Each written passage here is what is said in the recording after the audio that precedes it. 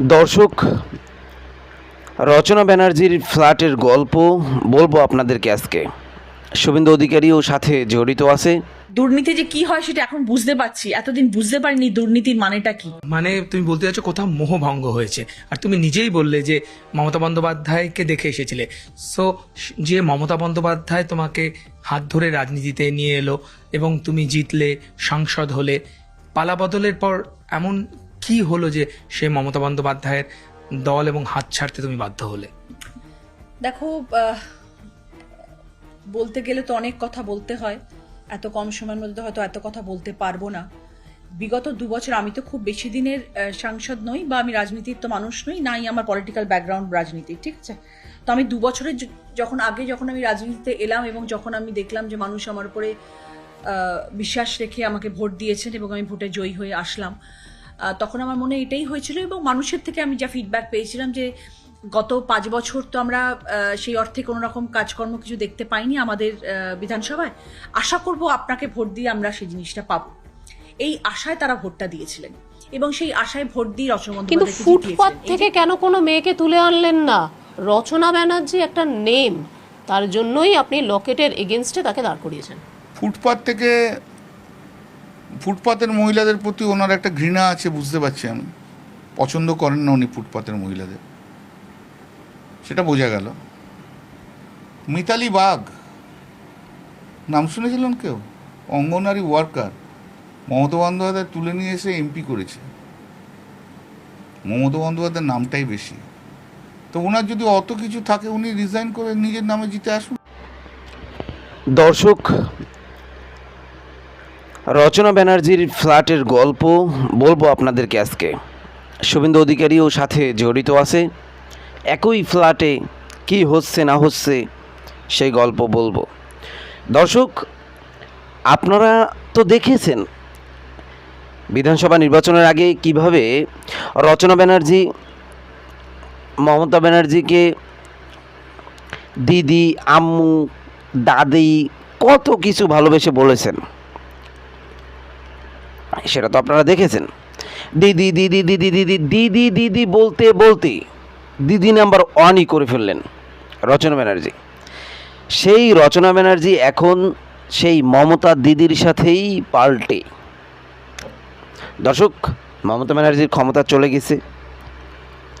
মমতা ব্যানার্জির ক্ষমতা চলে যাওয়ার পর যখন প্রত্যেকটি এমপি, প্রত্যেকটি বিধায়ক, প্রত্যেকটি এমএলএ, প্রত্যেকটি মেয়র তার সাথে যখন পাল্টে নিচ্ছে, তখন মমতা ব্যানার্জি হয়তো বা কোথাও ভাবতেছিলেন যে রচনা ব্যানার্জির মতো যারা আছে, ফিল্মে কাজ করে, তারা হয়তো বা তাদের ভিতর কোনো মানবতা আছে, তারা হয়তো বা আমার সাথে থাকবেন। কিন্তু এই ফিল্মের মানুষগুলি যে আগে পাল্টি মারবে, সেটা মমতা ব্যানার্জি কখনো ভাবেননি। আপনারা যদি দেবের দিকে তাকান, দেব কিন্তু হেরে গিয়েই সাথে সাথে উনি বক্তব্য দিলেন যে আসলে আমি অনেক আগেই এই দলটি ছেড়ে দিতে চেয়েছিলাম। আমি দিদিকে বলছিলাম, দিদি আমি আর এই দলটি করতে চাই না। তো কি হয়েছে, কি হয়েছে বিষয়টি তো আপনারা দেখেছি। পরের দিন আবার আরেকটি বক্তব্যতে দেব বলতেছেন, শুভেন্দুদা খুব ভালো কাজ করতেছে। মানে শুভেন্দুদাকে আবার একটু এই পটিয়ে আবার শুভেন্দুদার দলে ঢুকে, এরা যে কত বড় বাটপার! আসলে এরা তো ছোট লোক মূলত। এই যে রচনা ব্যানার্জি বলেন, দেব বলেন, এরা তো ছোট লোক। এরা তো আর ওই অনেক বড় কোনো বিএপি ফ্যামিলি বা কোনো নামকরা ফ্যামিলি বা ঐতিহ্যবাহী কোনো ফ্যামিলি থেকে তো বিলং করে না। এরা তো জাস্ট মধ্যবিত্ত, কোনো না কোনোভাবে সিনেমায় চান্স পেয়ে গেছে। এরপরে গিয়ে সিনেমা, তখনকার মানুষ বেশি বেশি সিনেমা দেখতো, এই ভুয়া গল্প, এই মানে জাস্ট সময় কাটানোর জন্য। অনেক সময় আগেরকার দিনে তো বেশিরভাগ এইসব সিনেমা টিনেমা চলতো। এখন আপনি দেখেন তো কয়টা মানুষ সিনেমা টিনেমা দেখে? এইসব এগুলো এখন আর দেখে না। তো এই সিনেমা টিনেমায় চান্স পেয়ে গেছেন এই রচনা ব্যানার্জি, এই দেব। তো কোনো না কোনোভাবে চান্স পাওয়ার পর আস্তে আস্তে মানুষ দেখতে দেখতে মানুষ চিনছে, জানছে, মানুষের মনে একটা টুকটাক জায়গা তৈরি হয়েছে যে না, এরা সিনেমা। এই মানুষ যখনই টের পেয়েছে মানুষ এদেরকে ভালোবাসে, ঠিক তখনই তারা রাজনীতিতে চলে এসেছে। আর রাজনীতিতে আসছে ভালো কথা, যদি মানুষের জন্য কাজ করতো কিংবা দলের জন্য কাজ করতো, দলটা আজকে বিপদে পড়ছে সেই দলটাকে ছেড়ে দিতে হবে? এটা কেমন রাজনীতি ভাই? এটা কেমন রাজনীতি? কেমন? আবার যখন কোনোদিন যদি মমতা ব্যানার্জি ক্ষমতায় আসে, দেখবেন এই দেবী সবার আগে দিদির কষ্টের দিনে আমরা পাশে ছিলাম, এই রচনা ব্যানার্জি দেখবেন আবার সেই দিদির পাশে। রচনা এখন কি বলতেছে? রচনা এখন বলতেছেন যে আমি আমার নিজের ফেস ভ্যালু দিয়ে আমি জিতে এসেছি।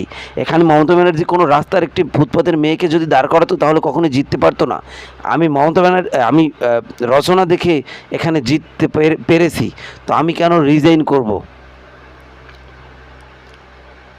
তখন তো দিদি ছাড়া আমার কোনো উপায় নেই। দিদি আমাকে কত সুন্দর আস্তে ধীরে নমস্কার দেওয়া, সেগুলি এখন সব ভুলে গেছে। এরা কি ভাই? এরা কি মানুষ? দর্শক যা বলার বলবেন কমেন্ট বক্সে। তো কল্যাণ কিন্তু আবার ধুয়ে দিলেন, কল্যাণ ব্যানার্জি কিন্তু একবার চরমভাবে ধুয়ে দিলেন। উনি কিন্তু বলছেন খুব সুন্দর করে, মানে যে এইসব অভিনেতা অভিনেত্রীদের কারণেই মমতা আজকে রাস্তায় এইসব অভিনেতা অভিনেত্রীদের কারণেই এরাই দলে ফাটল ধরিয়েছেন। দর্শক আপনার কাছে কী মনে হয়, এইসব অভিনেতা অভিনেত্রীদের যে দলে এনেছেন, এটাতে কি দলের কোনো ক্ষতি হয়েছে নাকি দলের অনেক লাভ হয়েছে? সেটা অবশ্যই কমেন্ট বক্সে জানাবেন। দর্শক আমরা তো দেখতে পাচ্ছি যে হিরণ ও কি চক্রবর্তী নাকি কী জানি, যাই হোক হিরণ দত্ত, সম্ভবত হিরণ দত্ত নাকি এরকম কিছু। তো ও দেখলাম বিজেপি থেকে, ও বিজেপি করে, আগে থেকেই বিজেপি করে, যখন মমতা ক্ষমতায় তখন থেকেই বিজেপি করে, কিন্তু এখন তো একদম পুরো মৌজে আছে। এখন তো আবার দেখলাম জিত গেছেন এই শুভেন্দু অধিকারীর সেই যখন উনি শপথ গ্রহণ করেন সেই শপথ গ্রহণ অনুষ্ঠানে। আবার দেখলাম মিঠুন চক্রবর্তী সেখানে গিয়েছে। তো এইসব সেলিব্রিটিরা কেন রাজনীতিতে চলে এসে আমরা জানি না, কারণ এদেরকে আমরা একটা সময় খুব ভালোবাসতাম, এদের মুভি টুভি দেখতাম, কিন্তু এরা টাকার লোভে, এদের এতটাই লোভ, এরা যে ছোট একটা পরিবার থেকে উঠে এসে এই জায়গায় পৌঁছেছেন, কিন্তু তারপরে এই যে ছোট লোকই স্বভাব, তাদের যে জিহ্বায় যে ছোট লোকই যেই লোভ লেগে আছে, সেই লোভের কারণে কিন্তু তারা এইসব রাজনীতিতে এসেছেন এবং রাজনীতিটাকে ধ্বংস করেছেন। তো বিজেপির রাজনীতিও এভাবে ধ্বংস হতে পারে যদি এইসব সেলিব্রিটিদেরকে বেশি আশকারা দেয়।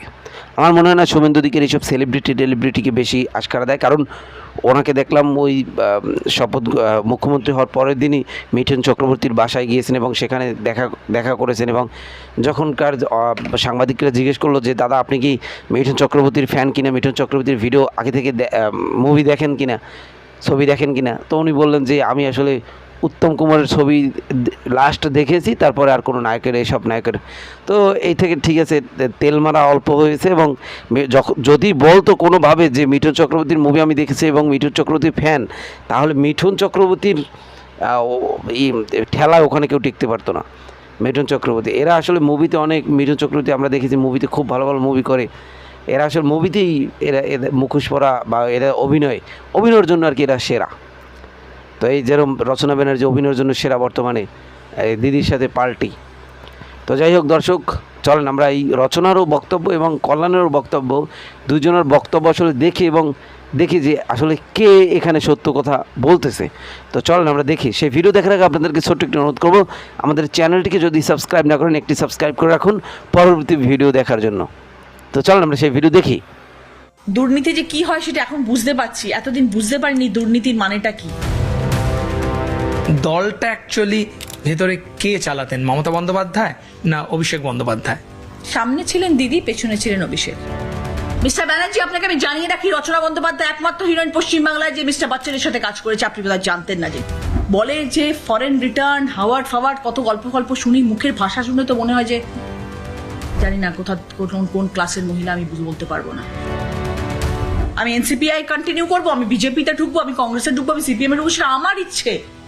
আমি রিজাইন করবো কেন? তোমরা বলছো বলি রিজাইন করে দেবো। তোমরা কে হে হরিদাস পাল? এই মুহূর্তে আমার সঙ্গে যিনি রয়েছেন তাকে বলা হচ্ছে বর্তমান যে রাজনৈতিক পরিস্থিতি তাতে অন্যতম বেসুরো সংসদ। রচনা বন্দ্যোপাধ্যায়, রচনা, সামগ্রিক যে রাজনৈতিক পরিস্থিতি, যাদেরকে বিদ্রোহী, বেসুরো, আরও অনেক রকম তকমা দেওয়া হচ্ছে কোট আনকোট, তার মধ্যে তুমি অন্যতম। এগুলো শুনে কোথাও মনে হচ্ছে যে সত্যি বেশ ভালো ছিলাম, রাজনীতিতে না এলেই হতো, মানে শামও গেল কুলও গেল। না, সত্যি মানে কখনো ভাবিনি যে রাজনীতিতে আসার পরে এরম দিন দেখতে হতে পারে, এরম একটা পরিস্থিতি হতে পারে, রাজনীতির রূপ এরম হতে পারে, এত কদর্য একটা রূপ হতে পারে রাজনীতির, সেটা কখনো আন্দাজ করতে পারিনি, কখনো ভাবতে পারিনি। ভাবলে হয়তো এই জায়গায় থাকতাম না। দিদির ওপর ভরসা ছিল, দিদির ওপরে বিশ্বাস ছিল, দিদির কথা রেখেছিলাম। দিদি চেয়েছিলেন রচনা ব্যানার্জি আসুক, তাই জন্য এসছিলাম, কিন্তু অন্য স্বপ্ন দেখে এসছিলাম, সেই স্বপ্নটা ভঙ্গ হয়েছে ডেফিনেটলি। মানে তুমি বলতে চাচ্ছ কোথাও মোহভঙ্গ হয়েছে, আর তুমি নিজেই বললে যে মমতা বন্দ্যোপাধ্যায়কে দেখে এসেছিলে। সো যে মমতা বন্দ্যোপাধ্যায় তোমাকে হাত ধরে রাজনীতিতে নিয়ে এলো এবং তুমি জিতলে, সাংসদ হলে, পালা বদলের পর এমন কি হলো যে সে মমতা বন্দ্যোপাধ্যায়ের দল এবং হাত ছাড়তে তুমি বাধ্য হলে? দেখো, বলতে গেলে তো অনেক কথা বলতে হয়, এত কম সময়ের মধ্যে হয়তো এত কথা বলতে পারবো না। বিগত 2 বছর আমি তো খুব বেশি দিনের সাংসদ নই, বা আমি রাজনীতির তো মানুষ নই, নাই আমার পলিটিক্যাল ব্যাকগ্রাউন্ড রাজনীতির, ঠিক আছে? তো আমি 2 বছরের যখন আমি রাজনীতিতে এলাম এবং যখন আমি দেখলাম যে মানুষ আমার উপরে বিশ্বাস রেখে আমাকে ভোট দিয়েছেন এবং আমি ভোটে জয়ী হয়ে আসলাম, তখন আমার মনে এটাই হয়েছিল, এবং মানুষের থেকে আমি যা ফিডব্যাক পেয়েছিলাম যে গত 5 বছর তো আমরা সেই অর্থে কোনো রকম কাজকর্ম কিছু দেখতে পাইনি আমাদের বিধানসভায়। আশা করব আপনাকে ভোট দিয়ে আমরা সেই জিনিসটা পাবো, এই আশায় তারা ভোটটা দিয়েছিলেন এবং সেই আশায় ভোট দিয়ে রচনা বন্দ্যোপাধ্যায়কে জিতিয়েছিলেন। এই যে সবাই এখন বড় বড় কথা বলছেন যে রচনা ব্যানার্জি বা বাকি সাংসদ, 20 জন সাংসদ বা এই 60-70 জন বিধায়ক যারা পদ ছেড়ে চলে গেছেন, তারা সবাই তৃণমূলের লোগো ছিল, মমতা বন্দ্যোপাধ্যায়ের মুখ ছিল বলে জিতেছেন, ডেফিনেটলি সেটা অনস্বীকার্য নয়। মমতা বন্দ্যোপাধ্যায় নিশ্চয়ই আমাদের দলের নেত্রী ছিলেন, জোড়াফুল আমাদের লোগো ছিল, উনি ছিলেন বলে দল ছিল, উনি ছিলেন বলে আমরা সবাই সুযোগ পেয়েছিলাম আসার জন্যে, কিন্তু লড়াইটা আমাদের ছিল, আমরা লড়াই লড়েছিলাম, বাকিরা তো ডেফিনেটলি লড়াই লড়েছে। আমাকে সিটটা কেন দেওয়া হয়েছিল সাধারণ মানুষকে জিজ্ঞেস করলেই উত্তরটা পেয়ে যাবেন, কারণ আমি রচনা বন্দ্যোপাধ্যায় দি ফিল্ম স্টার, আমি রচনা বন্দ্যোপাধ্যায় দিদি নাম্বার 1, আমার ফেসটাকে কাজে লাগানোর জন্য হুগলি সিট আমাকে দেওয়া হয়েছিল, নাকি আমি একটা সাধারণ মধ্যবিত্ত পরিবারের অচেনা অজানা একজন মানুষ যাকে ধরে বেঁধে নিয়ে আসা হয়েছিল। না, সেটা তো করা হয়নি। তাহলে কেন করা হলো? একটা হারা সিটকে জেতানো হয়েছে। 2019 সালে রত্না দেনা সেই সিটে হেরেছেন, তারপর সেখানে লকেট জয়ী হয়ে এসেছিলেন, এবং লকেট জয়ী হয়ে আসার পরে Locket is a very efficient political leader, আমার থেকে সিনিয়র সে পলিটিক্যাল, নিশ্চয়ই সেই সম্মানটুকু তাকে দেওয়া উচিত। এবং তাকে হারানোর জন্যে দিদির দরকার ছিল এমন একটা নাম, এমন একটা ফেস যে লকেটের পাশে গিয়ে দাঁড়াতে পারে, তাই জন্য রচনা বন্দ্যোপাধ্যায়কে নিয়ে আসা হয়েছে। মানতে হবে এটা। মহুয়া মৈত্র, কল্যাণ ব্যানার্জি, আরেকটা কে আছে জানো, কুণাল ঘোষ, তো বাদই দাও, আরেকজন কে আছে বলো আমাদের সাংসদ, আরেকজন নামটা মনে করতে পারছি না, ভীষণ বড় বড় কথা বলেন, বাংলায় কথা বলতে আটকায় ওনার বারবার, কীর্তি আজাদ, এরা সব অনেক বড় বড় কথা বলছেন আমাদের সাংসদদেরকে নিয়ে। হ্যাঁ, তারা এত কথা বলছেন, এটা তো সত্য কথা যে সেলিব্রিটি স্ট্যাটাসকে এনক্যাশ করা হচ্ছে রাজনীতির মঞ্চে, এবং করা হয়েছে বলেই আজকে রচনা বন্দ্যোপাধ্যায়কে হুগলি জেলা দেওয়া হয়েছিল, এবং সেখান থেকে তিনি জয়ী হয়ে এসছেন, এবং জয়ী হয়ে এসছেন বলেই আজকে এত মানুষের প্রতি আমার দায়বদ্ধতা আছে, আর সেই দায়বদ্ধতা আছে বলেই আমি রিজাইন করিনি, এবং আমি বলেছি আগামী 3 বছর আমি আমার সংসদ তহবিলে যা যা অর্থ অনুদান দেওয়া হচ্ছে, আমি প্রত্যেকটি অর্থ ঠিক ঠিক জায়গায় মানুষের জন্য দান করে দিয়ে তারপর আমি যদি রেস্ট নিই তো রেস্ট নেবো, যদি রিজাইন করি তো রিজাইন করবো, যদি কন্টিনিউ করি তো কন্টিনিউ করবো, দ্যাট ইজ মাই উইশ।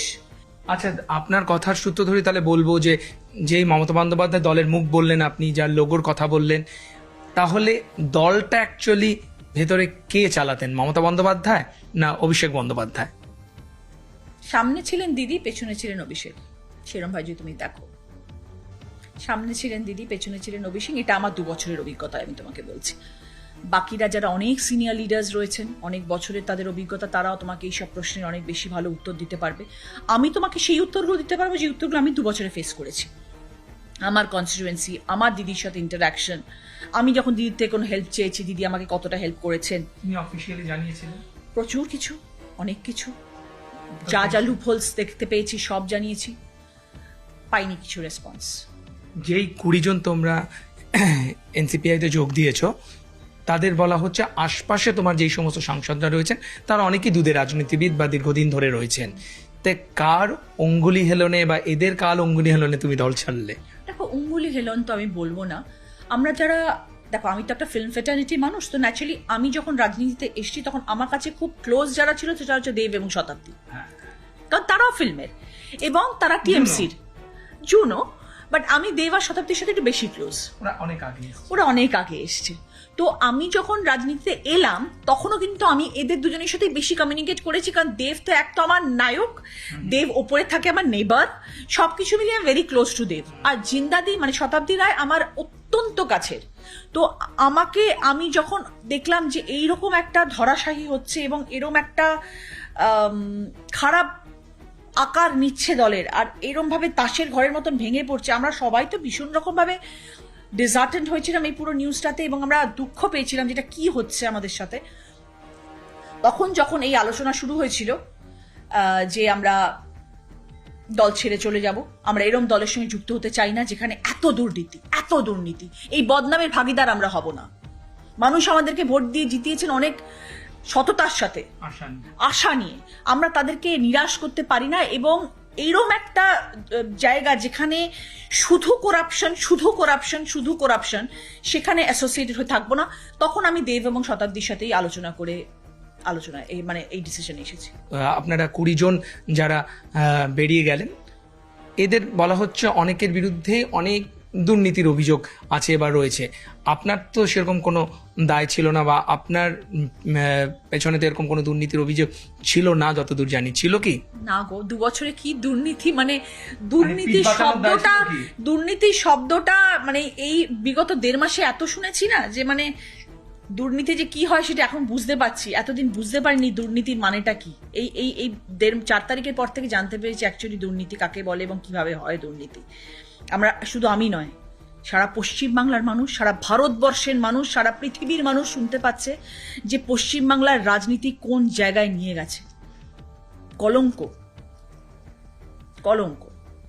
কল্যাণ বন্দ্যোপাধ্যায়। দর্শক, এতক্ষণ রচনা ব্যানার্জি এবং কল্যাণ ব্যানার্জির আপনারা ভিডিও দেখলেন। তো ভিডিও দেখে আসলে আপনারাই বিচার করবেন এবং আপনারাই কমেন্ট বক্সে সেটি জানাবেন যে আসলে এখানে সত্যতা রয়েছে কার কথায়। এখানে রচনা ব্যানার্জি যেই কথাগুলি বললেন এই কথার ভিতরে কোনো সত্যতা রয়েছে নাকি কল্যাণের কথার ভিতরে সত্যতা রয়েছে, সেটি অবশ্যই কমেন্ট বক্সে জানাবেন। দর্শক, রচনা ব্যানার্জির মতো যদি আর কোনো সেলিব্রিটিকে কোনো দল নিয়ে কাজ করায় তাহলে যে সে পিছন থেকে একদম আশাসা বাস খাবে পিছন থেকে, শুভেন্দু অধিকারী যদি কোনো সেলিব্রিটিকে নিয়ে এভাবে এই রাজনীতিটাকে পিছন মারাতে চায় তাহলে এইসব সেলিব্রিটিদেরকে নিতে পারে এবং একদম আশাসা বাস শুভেন্দু অধিকারীর পিছন থেকে ঢুকে যাবে যদি এইসব লোকেদেরকে, এইসব সেলিব্রিটিদেরকে যদি তারা নেয়। দর্শক, যাই হোক, যা বলার বলবেন কমেন্ট বক্সে। আসলাম তো আমরা এখানেই শেষ করলাম। পরবর্তী ভিডিও দেখার জন্য আমাদের এই চ্যানেলটিকে এখনই সাবস্ক্রাইব করুন। ধন্যবাদ।